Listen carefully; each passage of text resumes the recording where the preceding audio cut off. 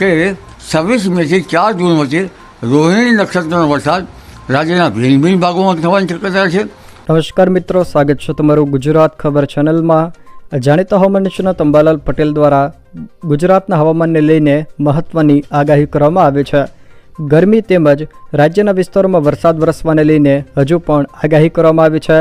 સાથે જ રાજ્યમાં ચોમાસું ક્યારથી શરૂ થઈ જશે અને વાવણી કઈ તારીખોમાં થશે તેને લઈને પણ તેઓએ માહિતી આપી છે।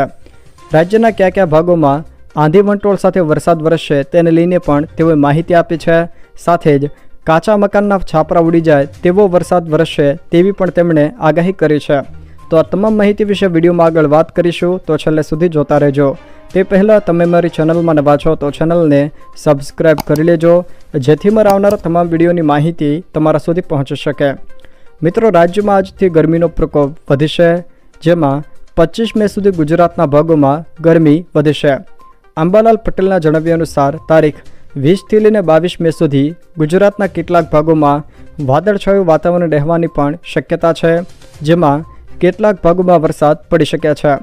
સાથે જ અંબાલાલ પટેલે જણાવ્યું છે કે તારીખ 26 મેથી લઈને 4 જૂન વચ્ચે રોહિણી નક્ષત્રના અંદર વરસાદ વરસવાની સંભાવના છે। જોકે ત્યારબાદ તારીખ 7 જૂનથી લઈને 10 જૂન સુધી રાજ્યના જુદા જુદા ભાગોમાં ચોમાસું શરૂ થવાની શક્યતા પણ તેમણે વ્યક્ત કરી છે।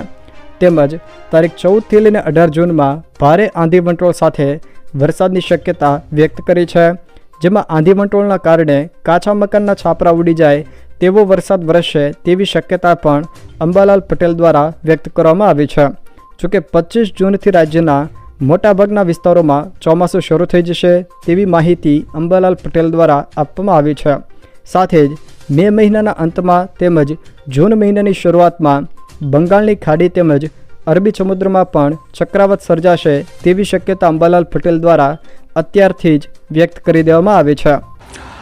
7-8માં જે સમુદ્રમાં પ્રવાહો બદલાશે, સમુદ્રમાં કરંટ જોવા મળશે અને તારીખ લગભગ 18થી 25 તારીખ આસપાસમાં ભારે આંધી ગાજવીજ અને વંટોળ સાથે વરસાદ થવાની શક્યતા છે। જો મિત્રો આ વિડીયો તમને પસંદ આવ્યો હોય તો વિડીયોને લાઇક કરો, તમારા મિત્રો સાથે શેર કરો અને જો તમે મારી ચેનલમાં નવા હોવ તો ચેનલને સબસ્ક્રાઈબ જરૂર કરજો, જેથી મારા આવનારા તમામ વિડીયોની માહિતી તમારા સુધી પહોંચી શકે।